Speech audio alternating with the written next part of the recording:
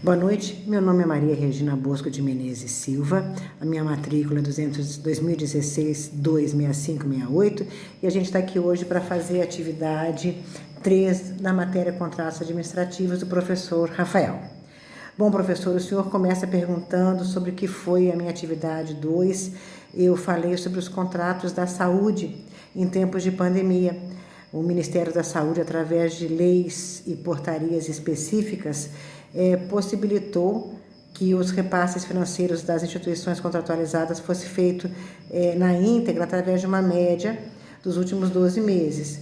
E suspendeu também, através de portaria, o monitoramento das metas quantitativas e qualitativas dos contratos contratualizados.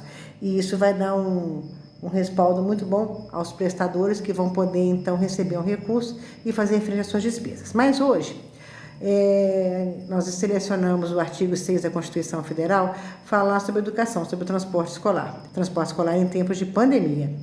É um assunto difícil, né, discorrer sobre isso. Como todo mundo sabe, as aulas estão suspensas aqui em Governador Valadares desde o dia 13 de março. Isso implica muitas coisas, né? Tem muita coisa envolvida, mas o transporte escolar foi diretamente atingido em duas situações. Primeiro, numa cidade maior, em que mesmo o ensino público, as mães, as famílias contratam vans para levar seus filhos para a escola. Esse transporte ele é contratado diretamente da família com o prestador de serviço. E eles estão sem serviço desde março. O Ministério Público em Minas Gerais, de várias cidades, inclusive, já debateram e discorreram sobre esse assunto, e o que eles têm sugerido é a ponderação, é a moderação e a negociação com os prestadores.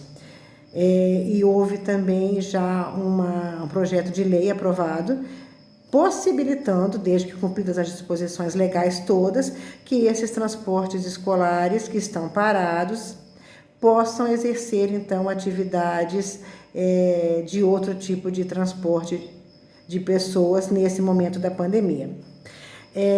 Com relação à manutenção do contrato, já que neste tipo de transporte escolar que eu mencionei primeiro, não está sendo executado nenhum tipo de serviço, porque ele é contratado diretamente com as famílias das crianças e não com o poder público, o Ministério solicita que seja feita uma negociação para evitar, inclusive, um caos social e econômico. Então, já que, inclusive, essas pessoas são as pessoas responsáveis pelos nossos filhos, né? Então, é necessário que haja todo um carinho especial voltado para isso.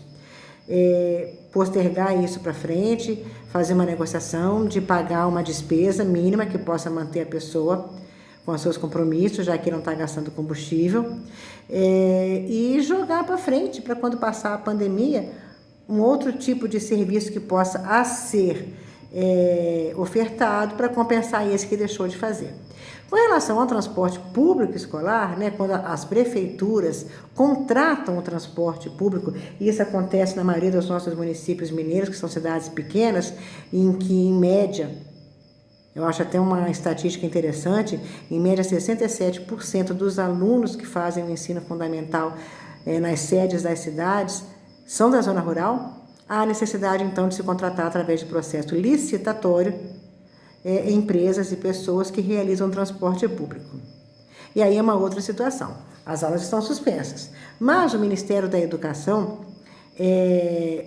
para evitar também o caos econômico e os transtornos sociais que isso ocorreriam, vem também depositando na conta das prefeituras, das secretarias municipais de saúde, uma parcela tanto do transporte escolar quanto da merenda escolar e daqueles programas, eu não sei se todo mundo conhece, do PAR, né, que é a agricultura familiar, em que a produção agrícola é direcionada às escolas e consumida também nas instituições públicas. Bom, algumas prefeituras, então, resolveram não parar o transporte escolar, manter os contratos atuais e utilizar os veículos de transporte escolar para levar na rota da zona rural, em toda a rota que já é feita, a distribuição de cestas básicas. Eu conheço uma prefeitura, não acho que seja errado falar, o município chama-se Cuparaque, em que a prefeitura optou até por não dispensar as cantineiras e eles preparam a alimentação e levam na rota do transporte escolar e as famílias aguardam com as vasilhas, com as panelas, para pegar em cada ponto a alimentação. Lembrando que muitas dessas crianças, a única coisa que elas têm para comer, às vezes, infelizmente, é a comida ofertada nas escolas. Então, os contratos no transporte escolar ficaram mais fáceis de serem resolvidos neste sentido público, em que se manteve as linhas funcionando quando possível e aproveitando para distribuição de cesta básica e alimento às crianças. Então, os contratos legalmente puderam continuar sendo executados. E levando em consideração a pandemia, a gente tem tentado levar a negociação a todos os meios de contratos de prestadores de serviços para que não haja mais sofrimento, para que não haja mais demissão. E a demissão ocasiona um caos social, porque menos pessoas consomem, menos pessoas compram. Ao comprar-se menos, se recolhe menos impostos e se retorna para os municípios através do IFPM menos impostos, que vai ocasionar mais demissões. Isso é um ciclo vicioso que a gente tem que tentar evitar, mesmo no momento da pandemia. Eu trabalho no setor público de Governador Valadares, na área da saúde, e o que a gente tem tentado com os nossos prestadores é uma negociação em que se leve-se em consideração a economia e o bem-estar da população, que está deixando de receber um serviço que é direito, e que a não oferta desse serviço, com certeza, está causando desassistência, deixando alguns direitos essenciais serem relegados a segundo plano, como o social, como a educação, como o transporte, como segurança.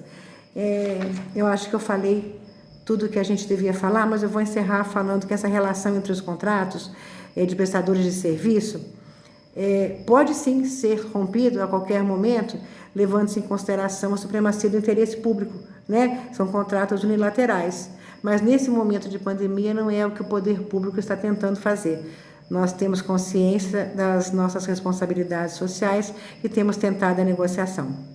Professor, é isso, muito obrigada pela sua atenção, eu espero ter atendido a sua expectativa. Um cordial abraço para o senhor, muito obrigada, que todos nós fiquemos com Deus e em casa sempre que possível. Um abraço.